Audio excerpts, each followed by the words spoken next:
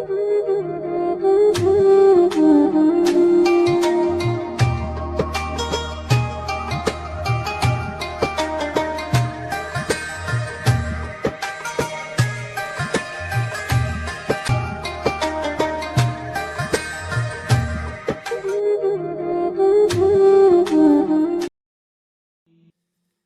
اللہ الرحمن الرحیم تبارک الذی بیدہ الملک وہو احمق لوگ کہیں گے کہ مسلمان جس قبلے پر پہلے سے چلے آتے تھے اب اس سے کیوں منہ پھیر بیٹھے؟ تم کہہ دو کہ مشرق اور مغرب سب اللہ ہی کا ہے، وہ جس کو چاہتا ہے سیدھے رستے پر چلاتا ہے، اور اسی طرح ہم نے تم کو امت معتدل بنایا ہے تاکہ تم لوگوں پر گواہ بنو اور پیغمبر آخر الزمان صلی اللہ علیہ وآلہ وسلم تم پر گواہ بنے۔ اور جس قبلے پر تم پہلے تھے اس کو ہم نے اس لیے مقرر کیا تھا کہ معلوم کریں کہ کون ہمارے پیغمبر کا تابع رہتا ہے اور کون الٹے پاؤں پھر جاتا ہے۔ اور یہ بات یعنی تحویل قبلہ لوگوں کو گراں معلوم ہوئی، مگر جن کو اللہ نے ہدایت بخشی ہے وہ اسے گراں نہیں سمجھتے، اور اللہ ایسا نہیں کہ تمہارے ایمان کو یوں ہی ضائع کر دے۔ اللہ تو لوگوں پر بڑا مہربان ہے، صاحب رحمت ہے۔ اے پیغمبر صلی اللہ علیہ وآلہ وسلم، ہم تمہارا آسمان کی طرف منہ اٹھانا دیکھ رہے ہیں، سو ہم تم کو اسی قبلے کی طرف جس کو تم پسند کرتے ہو منہ کرنے کا حکم دیں گے۔ تو اپنا منہ مسجد حرام یعنی خانہ کعبہ کی طرف پھیر لو، اور تم لوگ جہاں ہوا کرو نماز پڑھنے کے وقت اسی مسجد کی طرف منہ کر لیا کرو۔ اور جن لوگوں کو کتاب دی گئی ہے وہ خوب جانتے ہیں کہ یہ نیا قبلہ ان کے پروردگار کی طرف سے حق ہے، اور جو کام یہ لوگ کرتے ہیں اللہ ان سے بے خبر نہیں۔ اور اگر تم ان اہل کتاب کے پاس تمام نشانیاں بھی لے کر آؤ تو بھی یہ تمہارے قبلے کی پیروی نہ کریں، اور تم بھی ان کے قبلے کی پیروی کرنے والے نہیں ہو، اور ان میں سے بھی بعض کے قبلے کے پیرو نہیں۔ اور اگر تم باوجود اس کے کہ تمہارے پاس علم یعنی اللہ کا حکم آ چکا ہے ان کی خواہشوں کے پیچھے چلو گے تو ظالموں میں ہو جاؤ گے۔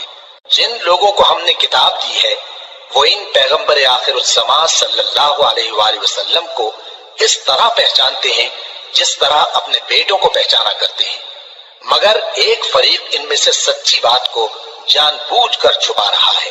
اے پیغمبر صلی اللہ علیہ وآلہ وسلم، یہ نیا قبلہ تمہارے پروردگار کی طرف سے حق ہے، تو تم ہرگز شک کرنے والوں میں نہ ہونا، اور ہر ایک شخص کے لیے ایک سمت مقرر ہے جدھر وہ عبادت کے وقت منہ کیا کرتا ہے، تو تم نیکیوں میں سبقت حاصل کرو۔ تم جہاں ہوگے اللہ تم سب کو جمع کرے گا، بے شک اللہ ہر چیز پر قادر ہے۔ اور تم جہاں سے نکلو نماز میں اپنا منہ مسجد حرام کی طرف کر لیا کرو، بے شبہ یہ تمہارے پروردگار کی طرف سے حق ہے، اور تم لوگ جو کچھ کرتے ہو اللہ اس سے بے خبر نہیں۔ اور تم جہاں سے نکلو مسجد حرام کی طرف منہ کر کے نماز پڑھا کرو، اور مسلمانوں تم جہاں ہوا کرو اسی مسجد کی طرف رخ کیا کرو۔ یہ تاکید اس لیے کی گئی ہے کہ لوگ تم کو کسی طرح کا الزام نہ دے سکیں، مگر ان میں سے جو ظالم ہیں وہ الزام دیں تو دیں، سو ان سے مت ڈرنا اور مجھی سے ڈرتے رہنا، اور یہ بھی مقصود ہے کہ میں تم کو اپنی تمام نعمتیں بخشوں، اور یہ بھی کہ تم راہ راست پر چلو۔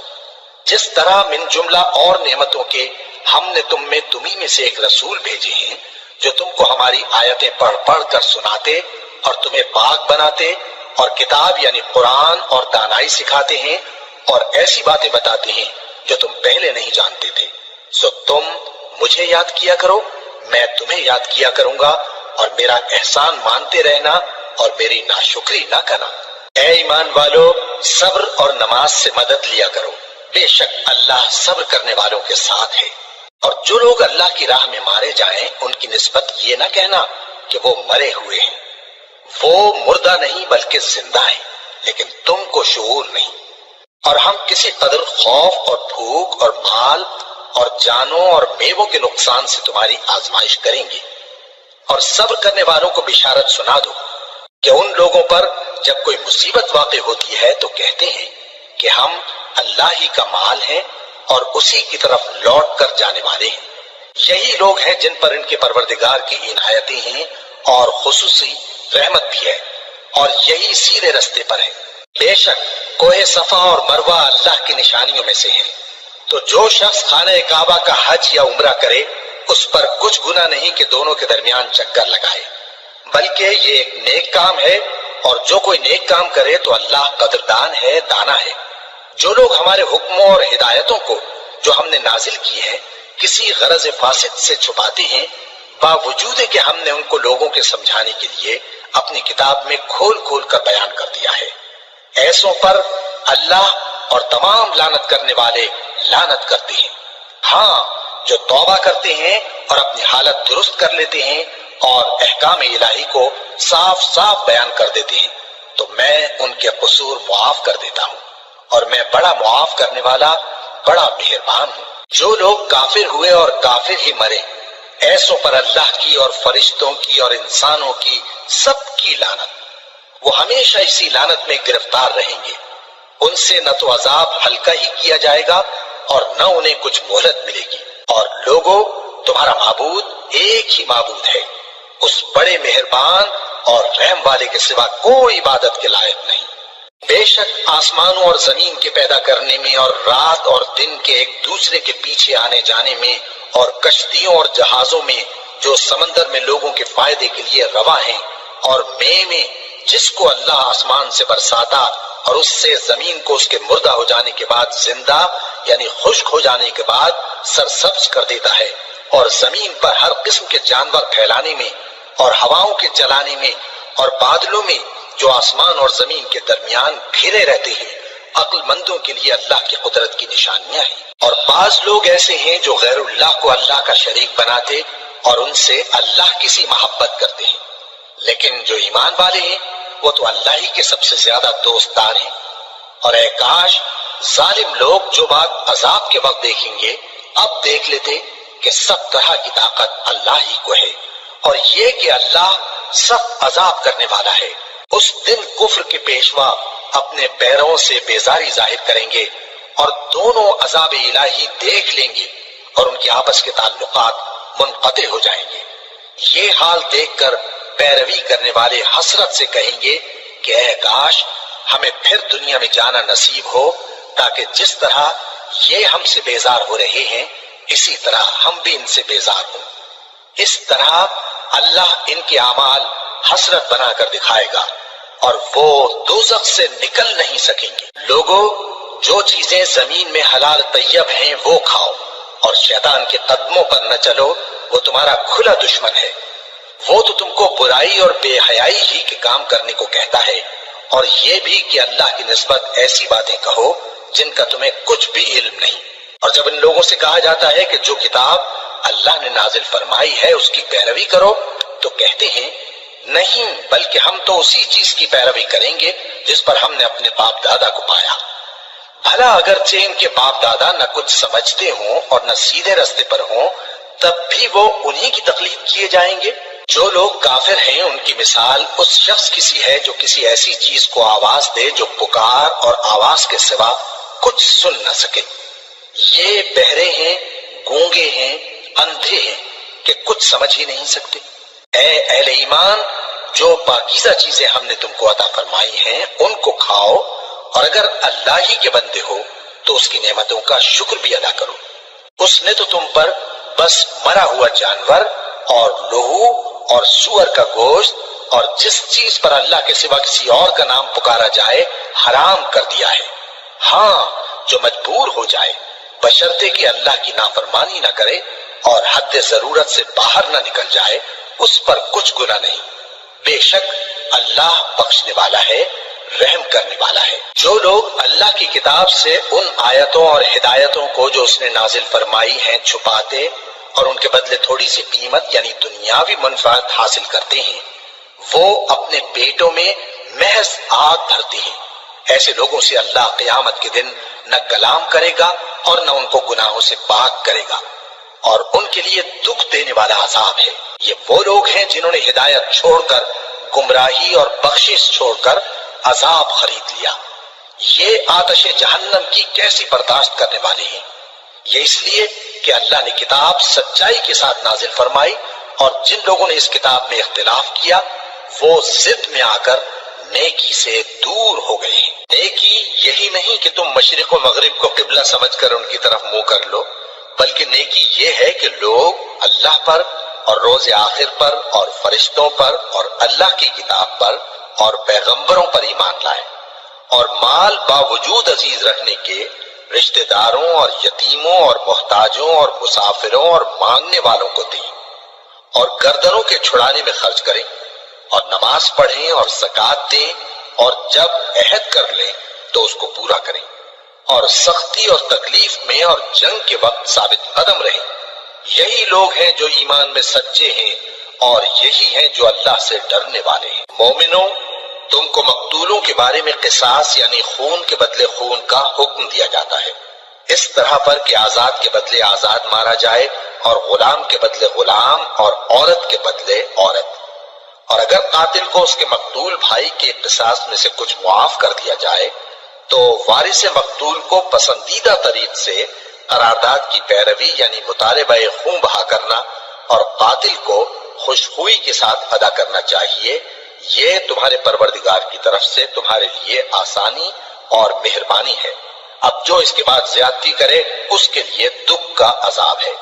اور اے اہل عقل، حکم قصاص میں تمہاری زندگانی ہے کہ تم قتل و خونریزی سے بچو۔ تم پر فرض کیا جاتا ہے کہ جب تم میں سے کسی کو موت کا وقت آ جائے تو اگر وہ کچھ مال چھوڑ جانے والا ہو تو ماں باپ اور رشتہ داروں کے لیے دستور کے مطابق وصیت کر جائے۔ اللہ سے ڈرنے والوں پر یہ ایک حق ہے۔ پھر جو شخص وصیت کو سننے کے بعد اس کو بدل ڈالے تو اس کے بدلنے کا گناہ انہی لوگوں پر ہے جو اس کو بدلیں، اور بے شک اللہ سنتا جانتا ہے۔ اب اگر کسی کو وصیت کرنے والے کی طرف سے کسی وارث کی طرفداری یا حق تلفی کا اندیشہ ہو تو اگر وہ وصیت کو بدل کر وارثوں میں صلح کرا دے تو اس پر کچھ گناہ نہیں، بے شک اللہ بخشنے والا ہے، رحم والا ہے۔ مومنوں، تم پر روزے فرض کیے گئے ہیں جس طرح تم سے پہلے لوگوں پر فرض کیے گئے تھے تاکہ تم پرہیزگار بنو۔ روزوں کے دن گنتی کے چند روز ہیں، تو جو شخص تم میں سے بیمار ہو یا سفر میں ہو تو دوسرے دنوں میں روزوں کا شمار پورا کر لے۔ اور جو لوگ روزہ رکھنے کی طاقت رکھیں لیکن رکھے نہیں، وہ روزے کے بدلے محتاج کو کھانا کھلا دیں۔ اور جو کوئی اپنی مرضی سے زیادہ نیکی کرے تو اس کے حق میں زیادہ اچھا ہے، اور اگر سمجھو تو روزہ رکھنا ہی تمہارے حق میں بہتر ہے۔ روزوں کا مہینہ رمضان کا مہینہ ہے جس میں قرآن اول نازل ہوا جو لوگوں کا رہنما ہے اور جس میں ہدایت کی کھلی نشانیاں ہیں اور جو حق و باطل کو الگ الگ کرنے والا ہے۔ تو جو کوئی تم میں سے اس مہینے میں موجود ہو چاہیے کہ پورے مہینے کے روزے رکھے، اور جو بیمار ہو یا سفر میں ہو تو دوسرے دنوں میں روزے رکھ کر ان کا شمار پورا کر لے۔ اللہ تمہارے حق میں آسانی چاہتا ہے اور سختی نہیں چاہتا، اور یہ آسانی کا حکم اس لیے دیا گیا ہے کہ تم روزوں کا شمار پورا کر لو، اور اس احسان کے بدلے کہ اللہ نے تم کو ہدایت بخشی ہے تم اس کو بزرگی سے یاد کرو اور اس کا شکر کرو۔ اور اے پیغمبر، جب تم سے میرے بندے میرے بارے میں دریافت کریں تو انہیں معلوم ہو کہ میں تو تمہارے پاس ہی ہوں۔ جب کوئی پکارنے والا مجھے پکارتا ہے تو میں اس کی دعا قبول کرتا ہوں۔ تو ان کو چاہیے کہ میرے حکموں کو مانیں اور مجھ پر ایمان رکھیں تاکہ نیک رستہ پائیں۔ روزوں کی راتوں میں تمہارے لیے اپنی عورتوں کے پاس جانا جائز کر دیا گیا ہے، وہ تمہاری پوشاک ہیں اور تم ان کی پوشاک ہو۔ اللہ کو معلوم ہے کہ تم ان کے پاس جانے سے اپنے حق میں خیانت کرتے تھے، سو اس نے تم پر مہربانی کی اور تمہاری حرکات سے درگزر فرمائی، تو اب تم کو اختیار ہے کہ ان سے مباشرت کرو۔ اور اللہ نے جو چیز تمہارے لیے لکھ رکھی ہے یعنی اولاد، اس کو اللہ سے طلب کرو اور کھاؤ اور پیو یہاں تک کہ صبح کی سفید دھاری رات کی سیاہ دھاری سے الگ نظر آنے لگے، پھر روزہ رکھ کر رات تک پورا کرو۔ اور جب تم مسجدوں میں اعتکاف بیٹھتے ہو تو ان سے مباشرت نہ کرو، یہ اللہ کی حدیں ہیں، ان کے پاس نہ جانا۔ اسی طرح اللہ اپنی آیتیں لوگوں کے سمجھانے کے لیے کھول کھول کر بیان فرماتا ہے تاکہ وہ پرہیزگار بنے۔ اور آپس میں ایک دوسرے کا مال ناحق نہ کھاؤ اور نہ اس کو رشوتاً حاکموں کے پاس پہنچاؤ تاکہ لوگوں کے مال کا کچھ حصہ ناجائز طور پر کھا جاؤ، اور اسے تم جانتے بھی ہو۔ اے پیغمبر، لوگ تم سے نئے چاند کے بارے میں دریافت کرتے ہیں کہ گھٹتا بڑھتا کیوں ہے۔ کہہ دو کہ وہ لوگوں کے کاموں کی میعادیں اور حج کے وقت معلوم ہونے کا ذریعہ ہے، اور نیکی اس بات میں نہیں کہ احرام کی حالت میں گھروں میں ان کے پچھواڑے کی طرف سے آؤ، بلکہ نیکوکار وہ ہے جو پرہیزگار ہو، اور گھروں میں ان کے دروازوں سے آیا کرو اور اللہ سے ڈرتے رہو تاکہ کامیاب ہو جاؤ۔ اور جو لوگ تم سے لڑتے ہیں تم بھی اللہ کی راہ میں ان سے لڑو، مگر زیادتی نہ کرنا، کہ اللہ زیادتی کرنے والوں کو دوست نہیں رکھتا۔ اور ان کو جہاں پاؤ قتل کر دو، اور جہاں سے انہوں نے تم کو نکالا ہے یعنی مکے سے، وہاں سے تم بھی ان کو نکال دو۔ اور دین سے گمراہ کرنے کا فساد قتل و خونریزی سے کہیں بڑھ کر ہے۔ اور جب تک وہ تم سے مسجد حرام یعنی خانہ کعبہ کے پاس نہ لڑیں تم بھی وہاں ان سے نہ لڑنا۔ ہاں اگر وہ تم سے لڑیں تو تم ان کو قتل کر ڈالو، کافروں کی یہی سزا ہے۔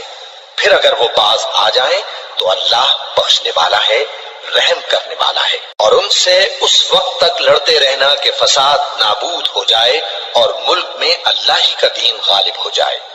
پھر اگر وہ فساد سے باز آ جائیں تو ظالموں کے سوا کسی پر زیادتی نہیں کرنی چاہیے۔ ادب کا مہینہ ادب کے مہینے کے مقابل ہے، اور ادب کی چیزیں ایک دوسرے کا بدلہ ہیں۔ بس اگر کوئی تم پر زیادتی کرے تو جیسی زیادتی وہ تم پر کرے ویسے ہی تم اس پر کرو، اور اللہ سے ڈرتے رہو اور جان رکھو کہ اللہ ڈرنے والوں کے ساتھ ہے۔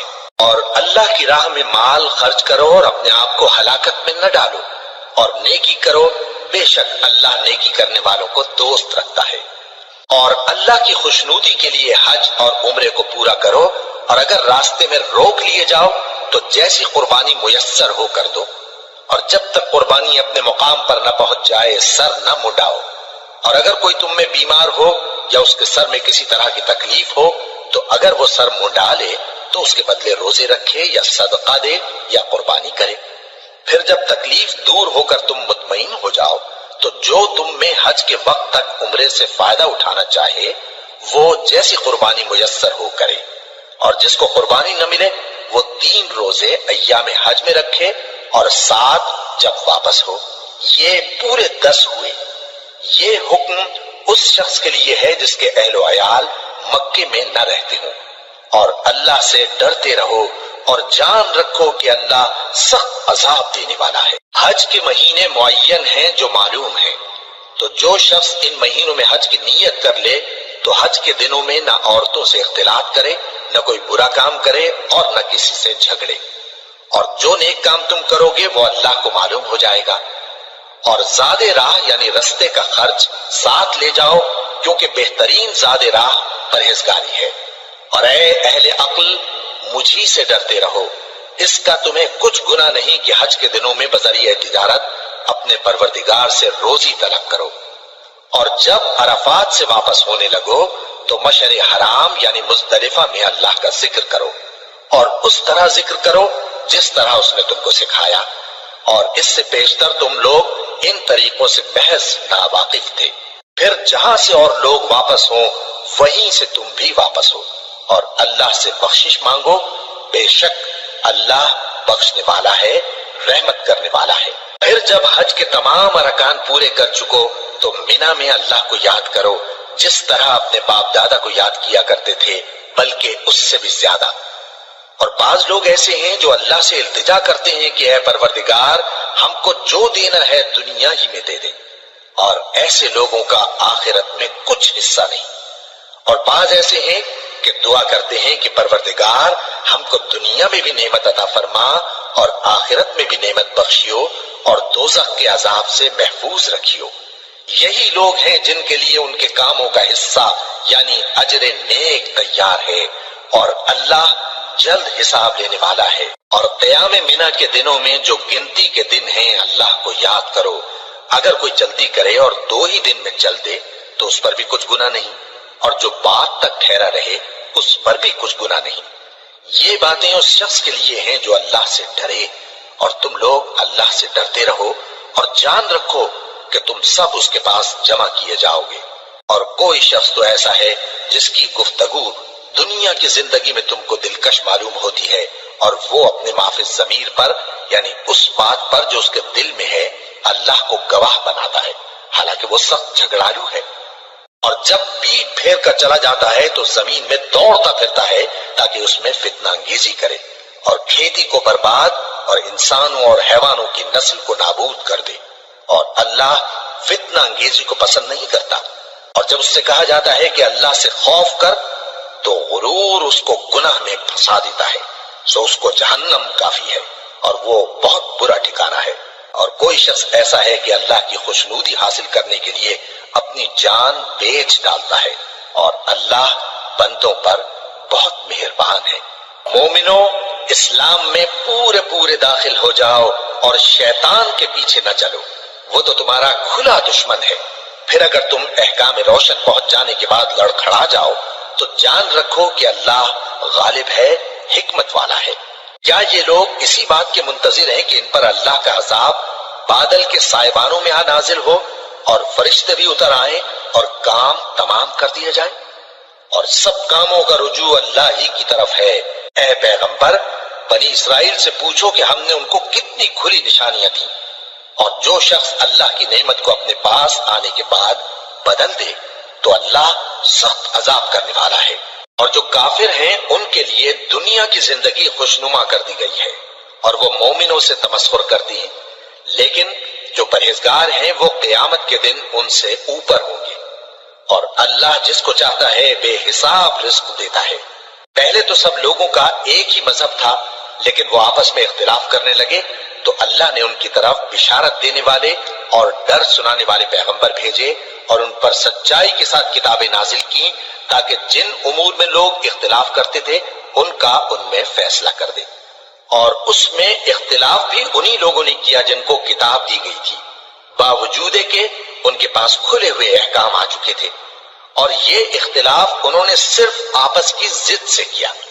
تو جس امر حق میں وہ اختلاف کرتے تھے اللہ نے اپنی مہربانی سے مومنوں کو اس کی راہ دکھا دی، اور اللہ جس کو چاہتا ہے سیدھا رستہ دکھا دیتا ہے۔ کیا تم یہ خیال کرتے ہو کہ یوں ہی بہشت میں داخل ہو جاؤ گے، اور ابھی تم کو پہلے لوگوں کی سی مشکلیں تو پیش آئی ہی نہیں؟ ان کو بڑی بڑی سختیاں اور تکلیفیں پہنچیں اور وہ صعوبتوں میں ہلا ہلا دیے گئے، یہاں تک کہ پیغمبر اور مومن لوگ جو ان کے ساتھ تھے سب پکار اٹھے کہ کب اللہ کی مدد آئے گی۔ دیکھو اللہ کی مدد عنقریب آیا چاہتی ہے۔ اے نبی، لوگ تم سے پوچھتے ہیں کہ اللہ کی راہ میں کس طرح کا مال خرچ کریں۔ کہہ دو کہ جو چاہو خرچ کرو، لیکن جو مال خرچ کرنا چاہو وہ درجہ بدرجہ اہل استحقاق یعنی ماں باپ کو اور قریب کے رشتہ داروں کو اور یتیموں کو اور محتاجوں کو اور مسافروں کو سب کو دو، اور جو بھلائی تم کرو گے اللہ اس کو جانتا ہے۔ مسلمانوں، تم پر اللہ کے رستے میں لڑنا فرض کر دیا گیا ہے، اور وہ تمہیں ناگوار تو ہوگا، مگر عجب نہیں کہ ایک چیز تم کو بری لگے اور وہ تمہارے حق میں بھلی ہو، اور عجب نہیں کہ ایک چیز تم کو بھلی لگے اور وہ تمہارے لیے مضر ہو، اور ان باتوں کو اللہ ہی بہتر جانتا ہے اور تم نہیں جانتے۔ اے پیغمبر، لوگ تم سے عزت والے مہینوں میں لڑائی کرنے کے بارے میں دریافت کرتے ہیں، کہہ دو کہ ان میں لڑنا بڑا گناہ ہے، اور اللہ کی راہ سے روکنا اور اس سے کفر کرنا اور مسجد حرام یعنی خانہ کعبہ میں جانے سے بند کرنا اور اہل مسجد کو اس میں سے نکال دینا جو یہ کفار کرتے ہیں، اللہ کے نزدیک اس سے بھی زیادہ گناہ ہے، اور فتنہ انگیزی خون ریزی سے بھی بڑھ کر ہے۔ اور یہ لوگ ہمیشہ تم سے لڑتے رہیں گے، یہاں تک کہ اگر مقدور رکھیں تو تم کو تمہارے دین سے پھیر دیں، اور جو کوئی تم میں سے اپنے دین سے پھر کر کافر ہو جائے گا اور کافر ہی مرے گا تو ایسے لوگوں کے اعمال دنیا اور آخرت دونوں میں برباد ہو جائیں گے، اور یہی لوگ دوزخ میں جانے والے ہیں جس میں ہمیشہ رہیں گے۔ جو لوگ ایمان لائے اور اللہ کے لیے وطن چھوڑ گئے اور کفار سے جنگ کرتے رہے وہی اللہ کی رحمت کے امیدوار ہیں، اور اللہ بخشنے والا ہے، رحمت کرنے والا ہے۔ اے پیغمبر، لوگ تم سے شراب اور جوئے کا حکم دریافت کرتے ہیں، کہہ دو کہ ان میں گناہ بڑے ہیں اور لوگوں کے لیے کچھ فائدے بھی ہیں، مگر ان کے گناہ فائدوں سے کہیں زیادہ ہیں۔ اور یہ بھی تم سے پوچھتے ہیں کہ اللہ کی راہ میں کون سا مال خرچ کریں، کہہ دو کہ جو ضرورت سے زیادہ ہو۔ اس طرح اللہ تمہارے لیے اپنے احکام کھول کھول کر بیان فرماتا ہے تاکہ تم سوچو یعنی دنیا اور آخرت کی باتوں میں غور کرو، اور تم سے یتیموں کے بارے میں بھی دریافت کرتے ہیں، کہہ دو کہ ان کی حالت کی اصلاح بہت اچھا کام ہے، اور اگر تم ان سے مل جل کر رہنا یعنی خرچ اکٹھا رکھنا چاہو تو وہ تمہارے بھائی ہیں، اور اللہ خوب جانتا ہے کہ خرابی کرنے والا کون ہے اور اصلاح کرنے والا کون۔ اور اگر اللہ چاہتا تو تم کو تکلیف میں ڈال دیتا، بے شک اللہ غالب ہے، حکمت والا ہے۔ اور مومنوں مشرک عورتوں سے جب تک وہ ایمان نہ لائیں نکاح نہ کرنا، کیونکہ مشرک عورت خواہ تم کو کیسی ہی بھلی لگے اس سے مومن لونڈی بہتر ہے۔ اور اسی طرح مشرک مرد جب تک ایمان نہ لائیں مومن عورتوں کو ان کی زوجیت میں نہ دینا، کیونکہ مشرک مرد سے خواہ وہ تم کو کیسا ہی بھلا لگے مومن غلام بہتر ہے۔ یہ مشرک لوگوں کو دوزخ کی طرف بلاتے ہیں، اور اللہ اپنی مہربانی سے بہشت اور بخشش کی طرف بلاتا ہے، اور اپنے حکم لوگوں سے کھول کھول کر بیان کرتا ہے تاکہ نصیحت حاصل کریں۔ اور تم سے حیض کے بارے میں دریافت کرتے ہیں، کہہ دو وہ تو نجاست ہے، سو ایام حیض میں عورتوں سے کنارہ کش رہو، اور جب تک وہ پاک نہ ہو جائیں ان سے مقاربت نہ کرو۔ ہاں جب وہ پاک ہو جائیں تو جس طریق سے اللہ نے تمہیں ارشاد فرمایا ہے ان کے پاس جاؤ، کچھ شک نہیں کہ اللہ توبہ کرنے والوں اور پاک صاف رہنے والوں کو دوست رکھتا ہے۔ تمہاری عورتیں تمہاری کھیتی ہیں، تو اپنی کھیتی میں جس طرح چاہو جاؤ، اور اپنے لیے نیک عمل آگے بھیجو، اور اللہ سے ڈرتے رہو، اور جان رکھو کہ ایک دن تمہیں اس کے روبرو حاضر ہونا ہے۔ اور اے پیغمبر ایمان والوں کو بشارت سنا دو، اور اللہ کے نام کو اس بات کا ہیلا نہ بنانا کہ اس کی قسمیں کھا کھا کر سلوک کرنے اور پرہیزگاری کرنے اور لوگوں میں صلح و سازگاری کرانے سے رک جاؤ، اور اللہ سب کچھ سنتا ہے، جانتا ہے۔ اللہ تمہاری لغو قسموں پر تم سے مواخذہ نہیں کرے گا، لیکن جو قسمیں تم قصد دلی سے کھاؤ گے ان پر مواخذہ کرے گا، اور اللہ بخشنے والا ہے، بردبار ہے۔ جو لوگ اپنی عورتوں کے پاس جانے کی قسم کھا لیں ان کو 4 مہینے تک انتظار کرنا چاہیے۔ اگر اس عرصے میں قسم سے رجوع کر لیں تو اللہ بخشنے والا ہے، مہربان ہے۔ اور اگر طلاق کا ارادہ کر لیں تو بھی اللہ سنتا ہے، جانتا ہے۔ اور طلاق والی عورتیں 3 حیض تک اپنے تئیں روکے رہیں، اور اگر وہ اللہ اور روز قیامت پر ایمان رکھتی ہیں تو ان کو جائز نہیں کہ اللہ نے جو کچھ ان کے شکم میں پیدا کیا ہے اس کو چھپائیں۔ اور ان کے خاوند اگر پھر موافقت چاہیں تو اس مدت میں وہ ان کو اپنی زوجیت میں لے لینے کے زیادہ حقدار ہیں۔ اور عورتوں کا حق مردوں پر ویسا ہی ہے جیسے دستور کے مطابق مردوں کا حق عورتوں پر ہے، البتہ مردوں کو عورتوں پر 1 درجہ فضیلت ہے، اور اللہ غالب ہے، صاحب حکمت ہے۔ طلاق صرف 2 بار ہے، یعنی جب 2 دفعہ طلاق دے دی جائے تو پھر عورتوں کو یا تو بطریق شائستہ نکاح میں رہنے دینا ہے یا بھلائی کے ساتھ چھوڑ دینا۔ اور یہ جائز نہیں کہ جو مہر تم ان کو دے چکے ہو اس میں سے کچھ واپس لے لو۔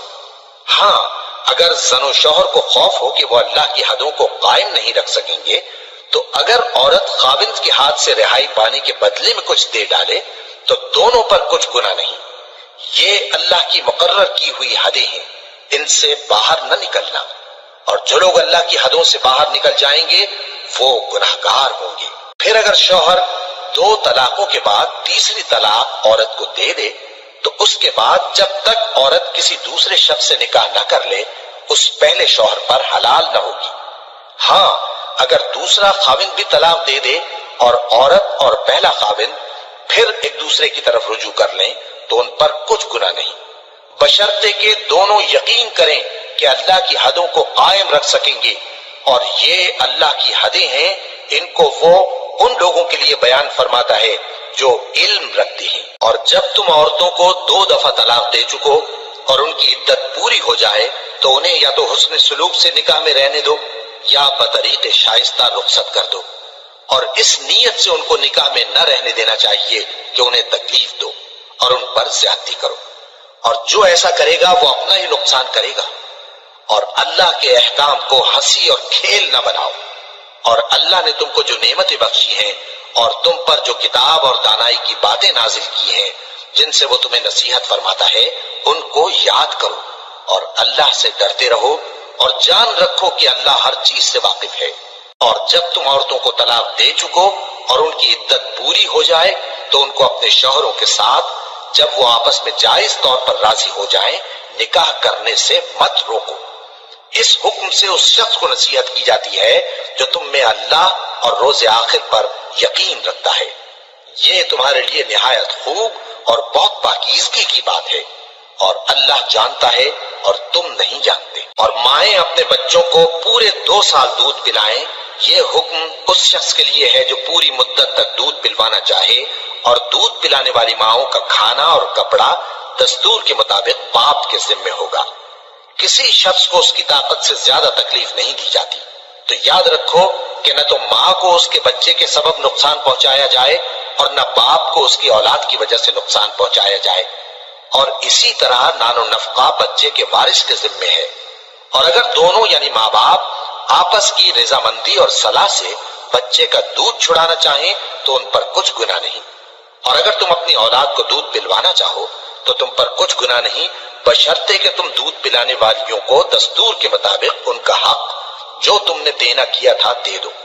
اور اللہ سے ڈرتے رہو اور جان رکھو کہ جو کچھ تم کرتے ہو اللہ اس کو دیکھ رہا ہے۔ اور جو لوگ تم میں سے مر جائیں اور عورتیں چھوڑ جائیں تو وہ عورتیں 4 مہینے اور 10 دن اپنے آپ کو روکے رہیں، اور جب یہ عدت پوری کر چکیں اور اپنے حق میں پسندیدہ کام یعنی نکاح کر لیں تو تم پر کچھ گناہ نہیں، اور اللہ تمہارے سب کاموں سے واقف ہے۔ اگر تم اشارے کنائے میں عورتوں کو نکاح کا پیغام بھیجو یا نکاح کی خواہش کو اپنے دلوں میں مخفی رکھو تو تم پر کچھ گناہ نہیں۔ اللہ کو معلوم ہے کہ تم ان سے نکاح کا ذکر کرو گے، مگر ایام عدت میں اس کے سوا کے دستور کے مطابق کوئی بات کہہ دو، پوشیدہ طور پر ان سے قول و قرار نہ کرنا، اور جب تک عدت پوری نہ ہو لے نکاح کا پختہ ارادہ نہ کرنا۔ اور جان رکھو کہ جو کچھ تمہارے دلوں میں ہے اللہ کو سب معلوم ہے، تو اس سے ڈرتے رہو اور جان رکھو کہ اللہ بخشنے والا ہے، حلم والا ہے۔ اور اگر تم عورتوں کو ان کے پاس جانے یا ان کا مہر مقرر کرنے سے پہلے طلاق دے دو تو تم پر کچھ گناہ نہیں، ہاں ان کو دستور کے مطابق کچھ خرچ ضرور دو، یعنی مقدور والا اپنے مقدور کے مطابق دے اور تنگ دست اپنی حیثیت کے مطابق۔ نیک لوگوں پر یہ ایک طرح کا حق ہے۔ اور اگر تم عورتوں کو ان کے پاس جانے سے پہلے طلاق دے دو لیکن مہر مقرر کر چکے ہو تو آدھا مہر دینا ہوگا۔ ہاں اگر عورتیں مہر بخش دیں یا مرد جن کے ہاتھ میں عقد نکاح ہے اپنا حق چھوڑ دیں اور پورا مہر دے دیں تو ان کو اختیار ہے۔ اور اگر تم مرد لوگ ہی اپنا حق چھوڑ دو تو یہ پرہیزگاری کی بات ہے، اور آپس میں بھلائی کرنے کو فراموش نہ کرنا۔ کچھ شک نہیں کہ اللہ تمہارے سب کاموں کو دیکھ رہا ہے۔ مسلمانوں، سب نمازیں خصوصاً بیچ کی نماز یعنی نماز عصر پورے اہتمام کے ساتھ ادا کرتے رہو اور اللہ کے آگے ادب سے کھڑے رہا کرو۔ پھر اگر تم خوف کی حالت میں ہو تو پیادے یا سوار جس حال میں ہو نماز پڑھ لو۔ پھر جب امن و اطمینان ہو جائے تو جس طریق سے اللہ نے تم کو سکھایا ہے جو تم پہلے نہیں جانتے تھے اللہ کو یاد کرو۔ اور جو لوگ تم میں سے مر جائیں اور عورتیں چھوڑ جائیں وہ اپنی عورتوں کے حق میں وصیت کر جائیں کہ ان کو 1 سال تک خرچ دیا جائے اور گھر سے نہ نکالی جائے۔ ہاں اگر وہ خود گھر سے چلی جائیں اور اپنے حق میں پسندیدہ کام یعنی نکاح کر لیں تو تم پر کچھ گناہ نہیں، اور اللہ زبردست ہے، حکمت والا ہے۔ اور مطلقہ عورتوں کو بھی دستور کے مطابق نان و نفقہ دینا چاہیے، پرہیزگاروں پر یہ بھی حق ہے۔ اسی طرح اللہ اپنے احکام تمہارے لیے بیان فرماتا ہے تاکہ تم سمجھو۔ بھلا تم نے ان لوگوں کو نہیں دیکھا جو شمار میں ہزاروں ہی تھے اور موت کے ڈر سے اپنے گھروں سے نکل بھاگے تھے؟ تو اللہ نے ان کو حکم دیا کہ مر جاؤ، پھر ان کو زندہ بھی کر دیا۔ کچھ شک نہیں کہ اللہ لوگوں پر مہربانی رکھتا ہے، لیکن اکثر لوگ شکر نہیں کرتے۔ اور مسلمانوں، اللہ کی راہ میں جہاد کرو اور جان رکھو کہ اللہ سب کچھ سنتا ہے، سب کچھ جانتا ہے۔ کون ہے کہ اللہ کو قرض حسنہ دے کہ وہ اس کے بدلے اس کو کئی گنا زیادہ دے گا؟ اور اللہ ہی روزی کو تنگ کرتا اور وہی اسے کشادہ کرتا ہے، اور تم اسی کی طرف لوٹ کر جاؤ گے۔ بھلا تم نے بنی اسرائیل کی ایک جماعت کو نہیں دیکھا جس نے موسیٰ کے بعد اپنے پیغمبر سے کہا کہ آپ ہمارے لیے ایک بادشاہ مقرر کر دیں تاکہ ہم اللہ کی راہ میں جہاد کریں؟ پیغمبر نے کہا کہ اگر تم کو جہاد کا حکم دیا جائے تو ایسا تو نہیں کہ لڑنے سے پہلو دہی کرو؟ وہ کہنے لگے کہ ہم اللہ کی راہ میں کیوں نہ لڑیں گے جبکہ ہم وطن سے خارج اور بال بچوں سے جدا کر دیے گئے۔ پھر جب ان کو جہاد کا حکم دیا گیا تو چند اشخاص کے سوا سب پھر گئے، اور اللہ ظالموں سے خوب واقف ہے۔ اور پیغمبر نے ان سے یہ بھی کہا کہ اللہ نے تم پر طالوت کو بادشاہ مقرر فرمایا ہے۔ وہ بولے کہ اسے ہم پر بادشاہی کا حق کیوں کر ہو سکتا ہے؟ اس سے بڑھ کر بادشاہی کے مستحق تو ہم ہیں، اور اس کے پاس تو بہت سی دولت بھی نہیں۔ پیغمبر نے کہا کہ اللہ نے اس کو تم پر فضیلت دی ہے اور بادشاہی کے لیے منتخب فرمایا ہے۔ اس نے اسے علم بھی بہت سا بخشا ہے اور تن و توش بھی بڑا عطا کیا ہے، اور اللہ کو اختیار ہے جسے چاہے بادشاہی بخشے، وہ بڑا کشائش والا ہے، دانا ہے۔ اور پیغمبر نے ان سے کہا کہ ان کی یعنی طالوت کی بادشاہی کی نشانی یہ ہے کہ تمہارے پاس وہ صندوق آئے گا جس کو فرشتے اٹھائے ہوئے ہوں گے۔ اس میں تمہارے پروردگار کی طرف سے تسلی بخشنے والی چیز ہوگی اور کچھ اور چیزیں بھی ہوں گی جو موسیٰ اور ہارون چھوڑ گئے تھے۔ اگر تم ایمان رکھتے ہو تو یہ تمہارے لیے ایک بڑی نشانی ہے۔ غرض جب طالوت فوجیں لے کر روانہ ہوا تو اس نے ان سے کہا کہ اللہ ایک نہر سے تمہاری آزمائش کرنے والا ہے، جو شخص اس میں سے پانی پی لے گا اس کی نسبت تصور کیا جائے گا کہ وہ میرا نہیں، اور جو نہ پیے گا وہ سمجھا جائے گا کہ میرا ہے۔ ہاں اگر کوئی ہاتھ سے چلو بھر پانی لے لے تو خیر۔ جب وہ لوگ نہر پر پہنچے تو چند آدمیوں کے سوا سب نے پانی پی لیا۔ پھر جب طالوت اور مومن لوگ جو اس کے ساتھ تھے نہر کے پار ہو گئے تو کہنے لگے کہ آج ہم میں جالوت اور اس کے لشکر سے مقابلہ کرنے کی طاقت نہیں۔